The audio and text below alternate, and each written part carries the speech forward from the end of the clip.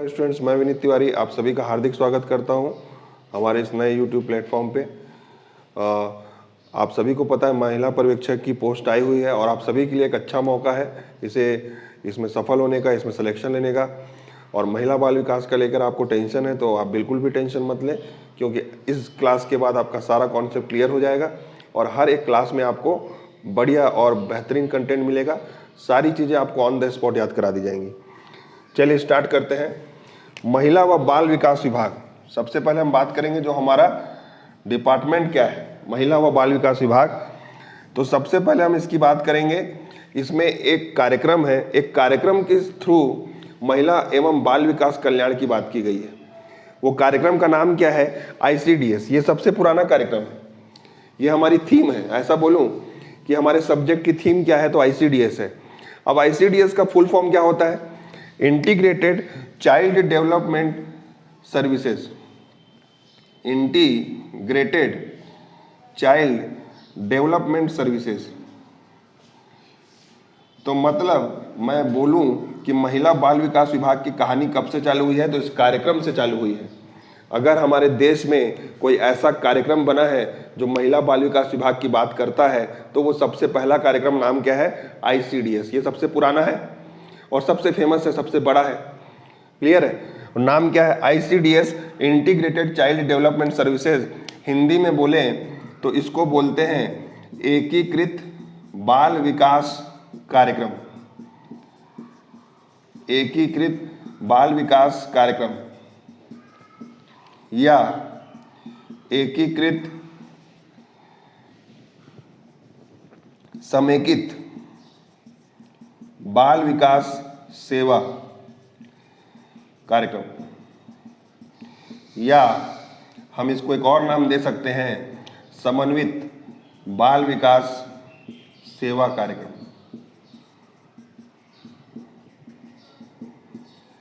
अब देखिए, इंटीग्रेटेड का मतलब होता है एकत्रित करना, बहुत सारी चीजों को मैं मिला दूंगा एक जगह पे, उसको बोलेंगे इंटीग्रेटेड। इसीलिए यहां पर हमने देखा इसके 3 नाम हम बना दिए, एकीकृत बाल विकास कार्यक्रम या समेकित बाल विकास कार्यक्रम या समन्वित बाल विकास कार्यक्रम। मतलब तीनों का मतलब एक ही है, यानी सबको, बहुत सारी योजनाओं को एक इकट्ठा कर दिए और उसको नाम दे दिए ICDS। ठीक है। अब आप बोलेंगे कि सर इसमें बाल विकास है तो महिला कहाँ आ गई? तो भैया बाल का संबंध तो महिला से है ना। बालक का पालन पोषण करने की जिम्मेदारी किसकी है? महिला की। ठीक है। बालक के रख रखाव की जिम्मेदारी किसकी है? महिला की। और इसमें किशोरियों को भी शामिल किया गया। सुप्रीम कोर्ट की गाइडलाइन के अनुसार इसमें किशोरियों को भी शामिल किया गया है। यानी हम बोले एक ऐसा कार्यक्रम जिसमें सभी प्रकार की महिलाएं, किशोरी, सामान्य महिला जो गर्भवती है, जो शिशुवती है, जो सामान्य महिला है 15 से 45 वर्ष, किशोरी महिला 11 से 18 वर्ष, तथा बच्चे, नवजात बच्चे तथा साला पूर्व जो एज होती है ना 3 से 6 वर्ष, आंगनबाड़ी में जो पढ़ाई करते हैं, एक्टिविटी करते हैं, उनको भी इसमें शामिल किया गया है। यानी कि बच्चे जिनकी आयु 0 से लेकर 6 वर्ष है और किशोरी लड़कियां, बालिकाएं 11 से 18 वर्ष, तथा अन्य प्रकार की सभी महिलाएं, गर्भवती, शिशुवती, सामान्य महिला, सभी इस कार्यक्रम के अंतर्गत हितग्राही बनती हैं। यहां तक क्लियर है आप लोगों को? अब हम बात करते हैं ICDS की शुरुआत कब हुई। तो इसकी शुरुआत होती है गांधी जयंती के दिन, 2 अक्टूबर 1975। कब शुरुआत होती है इसकी? 2 अक्टूबर 1975 को इसकी शुरुआत हुई। और गांधी जी की कौन सी जयंती थी? 106 जयंती, 106वीं जयंती। जयंती कौन सी?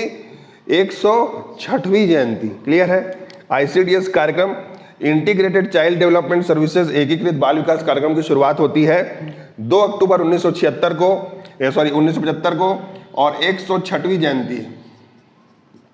जयंती कौन सी है? 106वीं जयंती।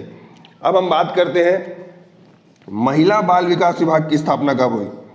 तो 1985 में हुई। कब हुई? 1985। महिला बाल विकास विभाग की स्थापना होती है 1985 में और ये एक मंत्रालय बन जाता है। मंत्रालय बनता है 30 जनवरी 2006 को। याद रखिएगा, अगर आपको डेट याद नहीं हो रहा है तो भी कोई दिक्कत नहीं है, आप ये याद रखिए कि ये कार्यक्रम था सबसे पहला आईसीडीएस कब बना, 1975 में, गांधी जयंती के दिन। कौन सी गांधी जयंती? 2 अक्टूबर, 106वीं गांधी जयंती।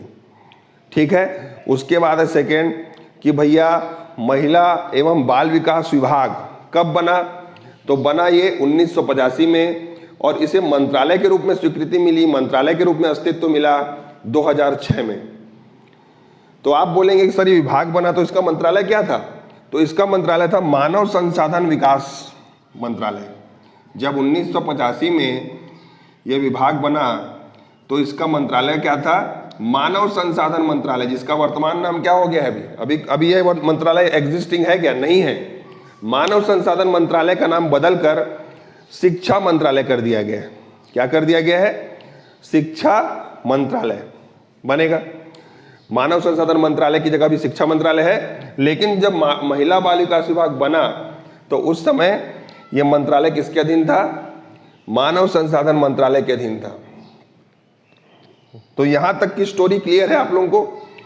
आईसीडीएस 2 अक्टूबर 1975, 106वीं जयंती गांधी जी की, विभाग बना 1985 में, मंत्रालय बना 30 जनवरी 2006 में। वर्तमान में 2010 से राज्य सरकार आईसीडीएस में वित्तीय सहयोग देना चालू कर दी। अब आपसे पूछा जाए कि आईसीडीएस में राज्य सरकारों की वित्तीय भूमिका कब से आई? तो 2010 से आई। तो इस तरीके से सारी इंपॉर्टेंट चीजें अपन देखते चल रहे हैं। अब आगे देखते हैं कि इसके पीछे कहानी क्या है, आईसीडीएस की आवश्यकता क्यों पड़ी। तो देखिए 1971 में भारत पाकिस्तान युद्ध हुआ। उसके पहले की कहानी आप सभी को पता है, हरित क्रांति आई 1966-67 में। हरित क्रांति का प्रभाव कब देखने को मिलता है हमारे को? गेहूं और धान में तो हम सरप्लस उत्पादन करने में सफल रहे, लेकिन दलहन फसलें, मक्का, ज्वार, बाजरा, तिलहन फसलें, इन सभी में हम पीछे थे और भारत लिमिटेड चीज़ों का उत्पादन कर रहा था। 1970 to 80 के दशक में भारत में भूखमरी की समस्या थी। तो इन सभी समस्याओं का सलूशन क्या था? बहुत सारी समस्याएं थी। और हमारे यहाँ का एग्रीकल्चर उत्पादन किस पर निर्भर रहता है भाइयों? महिलाओं पर। महिलाओं पर निर्भर रहता है फ्रेंड्स, स्टूडेंट्स। तो महिलाएं किस में बिजी हैं? बच्चे को पालने में बिजी है, बच्चों के पालन पोषण में बिजी है। और सरकार ये चाहती है कि महिलाओं की भूमिका कृषि क्षेत्र में बनी रहे, आगे बढ़े, अग्रणी रहे। तो सरकार इसके लिए चिंतित थी, क्योंकि अगर महिलाएं कंट्रीब्यूट नहीं करेंगी तो उस स्थिति में क्या होगा? एग्रीकल्चर में गिरावट आएगी। और भारत तो वैसे ही भूखमरी से गुजर रहा था, 1970 से 80 की बात कर रहा हूं मैं। तो उस समय सरकार ने एक सर्वे किया और उस सर्वे में ये बात सामने आई कि सबसे बड़ी मेजर प्रॉब्लम क्या है? ग्रामीण महिलाओं का जो बच्चा होता है उनकी देखरेख करने के लिए उनके पास कोई अतिरिक्त संसाधन नहीं है, सुविधाएं नहीं है, भूखमरी की समस्या है, बच्चे को ऐसे ही छोड़ नहीं सकते। ठीक है। तो इन सभी समस्याओं को देखते हुए सरकार ने एक नीति लाई जिसे बोला जाता है राष्ट्रीय बाल नीति 1974। राष्ट्रीय बाल नीति 1974। इस नीति के तहत सरकार ने अपनी जिम्मेदारी समझी। और वो जिम्मेदारी क्या है? क्योंकि बच्चे किसके हैं? भारत के हैं, भारत देश के हैं। और सरकार किसकी है? सरकार भी भारत की है। तो अगर सरकार अपनी जिम्मेदारी नहीं उठाएगी तो कौन उठाएगा? तो इसीलिए राष्ट्रीय बाल नीति के तहत सरकार ने एक नीति लागू की, एक स्टेटमेंट जारी किया और बोला कि सभी बच्चे राष्ट्र की अनमोल धरोहर है और सरकार इनके संरक्षण के लिए, इनके पालन पोषण के लिए, इनके रख रखाव के लिए प्रतिबद्ध है। अतः सरकार से जो भी होगा वो करेगी और सरकार ने इसका आश्वासन दिया भारतीय जनता को। तो राष्ट्रीय बाल नीति कार्यक्रम के तहत सरकार ने अपनी जिम्मेदारी को एक्सेप्ट किया और स्वास्थ्य, पोषण और रख रखाव, सुरक्षा के संबंध में एक कार्यक्रम लागू किया जिसे क्या बोलते हैं? ICDS, integrated child development services, एकीकृत बाल विकास सेवा कार्यक्रम। यह सबसे बड़ा प्रोग्राम है जिसके तहत महिलाओं को, किशोरी बालिकाओं को, गर्भवती महिलाओं को, शिशुवती महिलाओं को तथा 0 से लेकर 6 वर्ष कि बच्चों को पोषण के साथ ही साथ शिक्षा और अन्य सुविधाएं प्रदान की जाती हैं। यहाँ तक क्लियर है। अब आगे देखते हैं। वर्तमान में हमको देखने को मिल रहा होगा आपके सिलेबस में सक्षम आंगनबाड़ी व पोषण 2.0। ये क्या है? वास्तव में ये है क्या? तो ये कुछ नहीं है, इसका नाम बदल गया है। 2021-22 में सरकार ने एक नया प्रस्ताव पारित किया और एक नया कार्यक्रम लागू किया जिसका नाम है सक्षम आंगनबाड़ी व पोषण 2.0। ठीक है, तो देखिए पीएम पोषण अभियान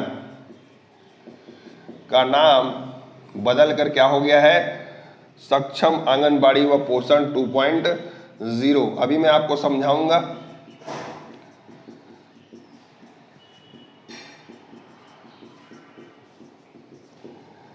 सक्षम आंगनबाड़ी व पोषण 2.0 यानी कि अगर आपसे पूछा जाए कि भैया पीएम पोषण अभियान का नया नाम क्या है, तो आप क्या बोलोगे? सक्षम आंगनबाड़ी व पोषण 2.0। ये भी बिल्कुल सही है। अब इसके अंतर्गत एक है ICDS, ठीक है, एक है आपका राष्ट्रीय किशोरी योजना, ठीक है, और एक है आपका राष्ट्रीय शिशु गृह योजना। राष्ट्रीय शिशु गृह योजना। अगर आपसे क्वेश्चन पूछा जाए कि सक्षम आंगनबाड़ी व पोषण 2.0 के तहत कितने योजनाएं या कितनी उप योजनाएं शामिल हैं, तो आंसर होगा 4। सक्षम आंगनबाड़ी व पोषण 2.0 के तहत 4 उप योजनाओं को शामिल किया गया। वो 4 उप योजनाएं कौन कौन सी हैं? ICDS है, पीएम पोषण अभियान है, राष्ट्रीय किशोरी योजना है, राष्ट्रीय शिशु गृह योजना है। यहां तक क्लियर है आप लोगों को? अब देखिए, इसको याद करने का मैं तरीका भी आप लोगों को बता देता हूं। इसको याद करने का एक सिंपल तरीका मैं आपको बताऊंगा। पोषण की आवश्यकता किसको है? पोषण की आवश्यकता, पोषण मतलब खान पान, हेल्थी न्यूट्रिशन फूड। तो पोषण की आवश्यकता किसको है? तो हम बोलेंगे भैया सीडी को है। सीडी मतलब चाची दाई, चाची दाई है ना, आप लोगों के घर में भी होंगी चाची दाई। तो सीडी को है। और किसको है? किशोरी को है। किशोरी मतलब बालिका। और किसको है?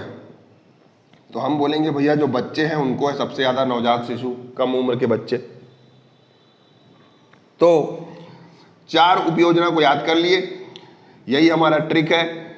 पोषण की जरूरत किसको है? सीडी को है, किशोरी को है, शिशु को है। सीडी मतलब चाची दाई, ऐसा समझ लीजिए, किशोरी बालिका, और शिशु मतलब 0 से लेकर 6 वर्ष के बच्चे या छोटे बच्चे, ऐसा समझ लीजिए। तो यहां से याद रखिए 4 योजनाओं का नाम याद हो गया। पीएम पोषण अभियान या समग्र पोषण अभियान बोल सकते हो आप इसे, राष्ट्रीय शिशु गृह योजना, राष्ट्रीय शिशु गृह योजना, किशोरियों हेतु योजना, और एक है ICDS योजना जो मैं आपको बताया हूं अभी। तो ये 4 योजनाओं का नाम समग्र आंगनबाड़ी व पोषण 2.0 हो गया। चारों को बोलेंगे भैया, केवल ICDS को नहीं बोलेंगे। इन चारों योजनाओं को मिला दिया गया और क्या बोल दिया गया?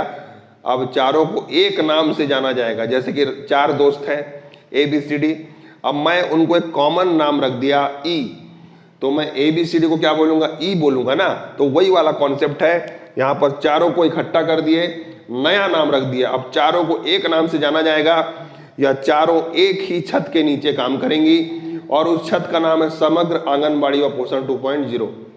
बनेगा यहां तक? बनेगा यहां तक? अच्छा, अब हम बात करते हैं भैया कि हमारे महिला व बाल विकास मंत्री केंद्रीय स्तर पर यानी सेंट्रल गवर्नमेंट में कौन है? तो आप सभी को पता होगा, क्योंकि सास भी कभी बहू थी वाली को जानते हो ना आप, स्मृति ईरानी। स्मृति ईरानी अभी क्या है? महिला व बाल विकास मंत्री हैं, केंद्रीय महिला व बाल विकास मंत्री कौन है? स्मृति ईरानी जी हैं। बनेगा, क्योंकि सास भी कभी बहू थी वाली, फेमस एक्ट्रेस, बॉलीवुड आपकी सीरियल वाली। उसके बाद हम बात करते हैं केंद्रीय राज्य मंत्री। ठीक है। केंद्रीय राज्य मंत्री कौन है? केंद्रीय राज्य मंत्री कौन है? ठीक है, तो केंद्रीय देखिए सेंट्रल मिनिस्टर कौन है? तो भैया स्मृति ईरानी है, डिपार्टमेंट की हेड है पूरे इंडिया की, है कि नहीं। महिला बाल विकास विभाग की सुप्रीमो कौन है बोले तो स्मृति ईरानी जी हैं, ठीक है। सेंट्रल मिनिस्टर, सीएम का मतलब यहाँ पर सेंट्रल मिनिस्टर है। सेंट्रल स्टेट मिनिस्टर बोल सकता हूँ मैं। केंद्रीय राज्य मंत्री कौन है भैया? इस हर डिपार्टमेंट के केंद्रीय मंत्री होता है और उसके बाद नीचे में क्या होता है? केंद्रीय राज्य मंत्री। तो इसका है मुंज पारा, मुंज पारा बोल लो या पारा बोल लो, मुंज पारा महेंद्र भाई, नाम है इनका मुंज पारा महेंद्र भाई। ये हमारे देश के केंद्रीय राज्य मंत्री हैं महिला व बाल विकास विभाग के। अब हम बात करेंगे भैया, ये तो इंडिया की बात हो गई। छत्तीसगढ़ की बात करें तो छत्तीसगढ़ में कौन है? हमारी महिला बाल विकास विभाग की मंत्री, भार साधक मंत्री बोल लो, विभागीय मंत्री बोल लो या कैबिनेट मिनिस्टर बोल लो, तो आंसर होगा अनिला भेड़िया। क्या नाम है? अनिला भेड़िया। ये जो है डोंडी लोहारा, कहाँ क्या नाम है? डोंडी लोहारा, ये बालोद में पड़ता है एक जगह, वहाँ की विधायक है। डोंडी लोहारा की क्या है? ये विधायक। अब हम बात करते हैं भैया छत्तीसगढ़ में महिला बाल विकास मंत्री कौन है? अनिला भेड़िया जी। डोंडी लोहारा बालोद जिले में आता है और वहाँ से ये विधायक है। इकलौती कैबिनेट मंत्री जो महिला है कौन? अनिला भेड़िया, छत्तीसगढ़ सरकार में। उसके बाद हम बात करेंगे हमारे छत्तीसगढ़ में महिला विधायकों की संख्या कितनी है। आप सभी को पता होगा हमारे छत्तीसगढ़ में वर्तमान में महिला विधायकों की संख्या कितनी है? 16 है, 16। कितनी है? 16, यानी कि 16। बनेगा यहाँ तक? बनेगा यहाँ तक? तो मैंने आपको क्या बताया कि ICDS क्या है? तो ICDS है भैया एक ऐसा कार्यक्रम जिसमें हम क्या करते हैं, सरकार क्या करती है, बच्चों को खान पान, हेल्थी न्यूट्रिशन डाइट, पोषण की सलाह माताओं को कि बच्चों को क्या खिलाएं क्या नहीं, माताओं को गर्म भोजन की व्यवस्था, नाश्ता, गरम नाश्ता, किशोरी बालिकाओं के लिए नाश्ता व भोजन तथा शाला पूर्व एक्टिविटी के माध्यम से, आंगनबाड़ी के माध्यम से बच्चों को खेल परक शिक्षा, खेल के साथ शिक्षा, ये सब करने वाला एक सेंटर है जिसका नाम है आंगनबाड़ी केंद्र। तो यहाँ तक क्लियर है।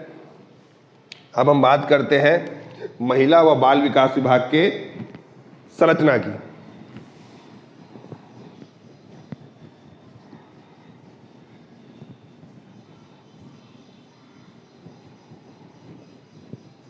देखिए अब हम बात करेंगे महिला व बाल विकास विभाग के संरचना की।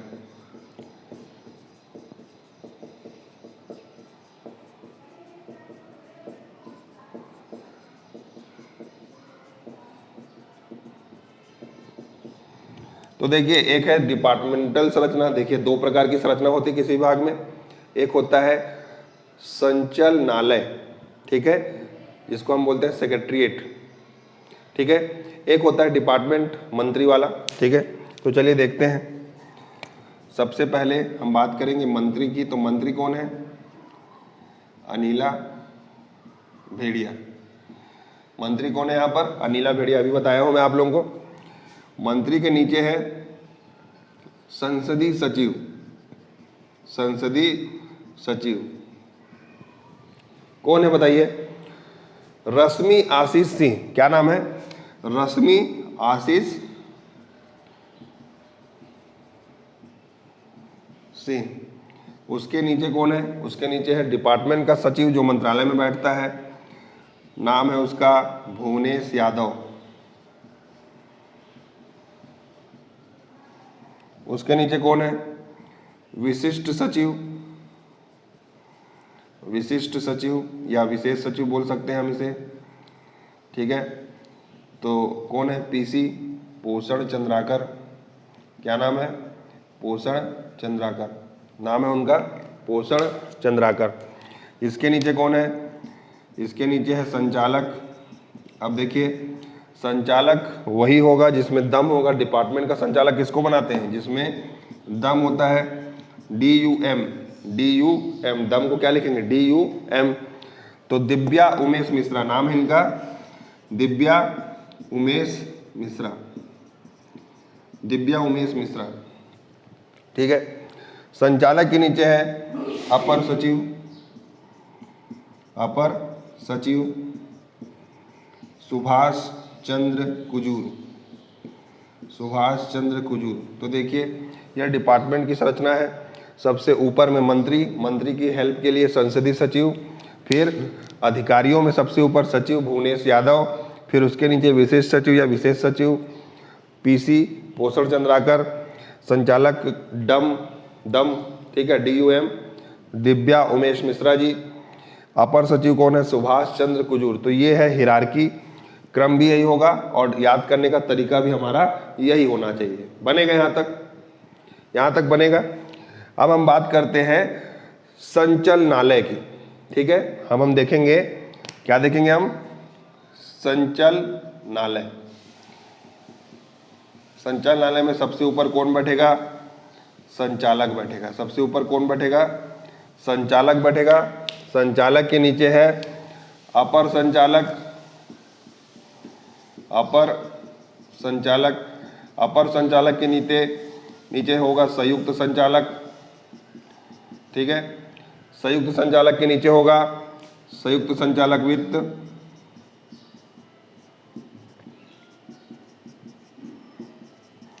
इसके नीचे होगा उप संचालक,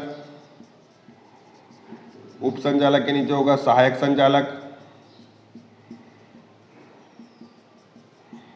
सहायक संचालक के नीचे होगा लेखाधिकारी, लेखाधिकारी, लेखाधिकारी के नीचे होगा अधीक्षक, अधीक्षक के नीचे होगा लेखा,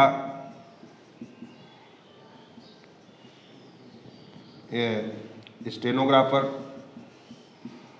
स्टेनोग्राफर के नीचे होगा लेखा अधीक्षक, लेखा अधीक्षक के नीचे होगा सहायक ग्रेड 1,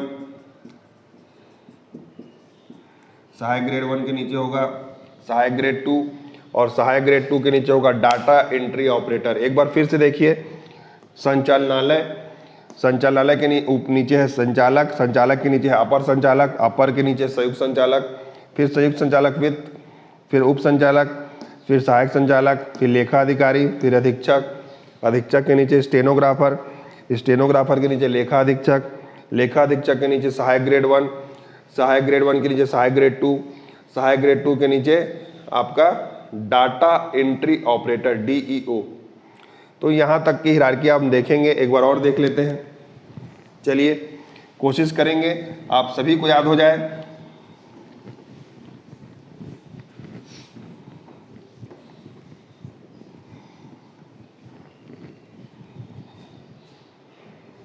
देखिए मैंने बताया मंत्री, मंत्री के नीचे आपका है संसदीय सचिव, है कि नहीं? कौन है? रश्मि आशीष सिंह, तखतपुर की विधायक है। कौन है? रश्मि आशीष सिंह, तखतपुर की विधायक। संसदीय सचिव के नीचे है सचिव, सचिव कौन है? भुवनेश यादव। क्या नाम है? भुवनेश यादव, BY, भुवनेश यादव। सचिव के नीचे है विशेष सचिव, है कि नहीं? विशेष सचिव। अब विशेष सचिव में याद रखिएगा, विशेष कौन है? विशेष सामान कौन सा होता है? PC आपका खास होता है ना, विशेष होता है, तो PC को याद रखिए। और PC से हो गया पोषण चंद्राकर। क्या नाम है?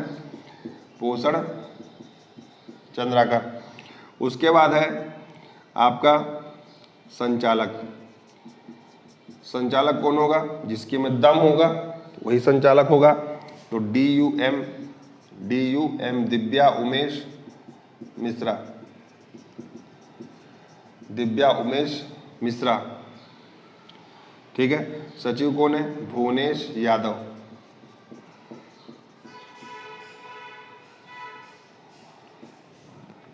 ठीक है। अगला है अपर सचिव। अपर सचिव कौन है? तो SC याद रखिए, सुभाष चंद्र कुजूर, सुभाष चंद्र हुजूर। तो ये हो गया भैया डिपार्टमेंटल संरचना। अब हम बात करेंगे, अब देखिए मैं एक बार एरो से बनाते जाऊंगा। सबसे ऊपर रहेगा संचालक, संचालनालय में संचालनालय संरचना में सबसे ऊपर कौन रहेगा? संचालक। संचालक के नीचे है अपर संचालक, अपर संचालक। उसके नीचे है संयुक्त संचालक, फिर उसके नीचे है संयुक्त संचालक वित्त, फिर उसके नीचे है उप संचालक, फिर सहायक संचालक असिस्टेंट डायरेक्टर, उसके नीचे है आपका लेखाधिकारी, फिर अधीक्षक, फिर स्टेनोग्राफर, फिर देखिए देखते जाइए लेखा परीक्षक, लेखा परीक्षक के बाद सहायक ग्रेड 1, फिर सहायक ग्रेड 2 और लास्ट क्या है? डीईओ। डीईओ का मतलब है डाटा एंट्री ऑपरेटर। तो ये है अपना विभागीय संरचना। बनेगा यहाँ तक? विभागीय संरचना आपने देख लिया। सबसे पहले हमने देखा विभाग का संरचना, फिर हमने देखा सेक्रेटेरिएट का संरचना कि किस प्रकार से। तो अब देखिए दोनों में अंतर क्या है, दोनों में अंतर क्या है। आपने सुना होगा दो शब्द शासन और प्रशासन, सुना है आपने? तो ये शासन के अधिकारी हैं। ये किससे संबंधित है? शासन से संबंधित है। सचिव स्तर के जो अधिकारी होते हैं, मंत्रालय में जो बैठते हैं, उनका काम होता है गवर्नमेंट से कोऑर्डिनेट करना, गवर्नमेंट से कोऑर्डिनेट करना। और ये जो होते हैं संचालनालय हम जिनको बोलते हैं, ये ग्राउंड लेवल पे इंप्लीमेंट करते हैं। शासन की नीतियों को ग्राउंड लेवल पे इंप्लीमेंट करने के लिए बनाया जाता है संचालनालय। देखिए नीतियों के संचालन करने वाले हैं संचालनालय, संचालक, अपर संचालक, संयुक्त संचालक। तो इनका काम क्या है? प्रशासनिक गतिविधियों को जमीनी स्तर पे लागू करना। तो ये हो गया हमारा महिला बाल विकास विभाग में हमने क्या क्या पढ़ लिया? महिला बाल विकास विभाग का इतिहास पढ़ लिया, कब आया, कब कैसे क्या हुआ। दूसरा हमने पढ़ लिया भैया कि नीतियों का क्रियान्वयन करने के लिए कौन जिम्मेदार है? संचालनालय जिम्मेदार है। विभागीय जो हिरार्की है वो हमने पढ़ लिया, विभागीय संरचना पढ़ ली हमने। उसके बाद हमने क्या पढ़ लिया? आईसीडीएस क्यों आया, आईसीडीएस क्यों आया, कैसे आया, वो हमने पढ़ लिया। क्लियर है? और ये सारी चीजें हम पढ़ लिए। अब अगली क्लास में हम पढ़ेंगे आईसीडीएस। आईसीडीएस के बारे में हम शुरू से लेकर आखिरी तक पढ़ेंगे। मुझे आप यह बताइएगा कि आप लोगों को यह क्लास कैसी लगी और अपना रिव्यू दीजिएगा, ताकि मैं और ज़्यादा मेहनत करूं और आप लोगों के समक्ष और ज़्यादा कंटेंट और ज़्यादा नए तरीके से ला सकूं।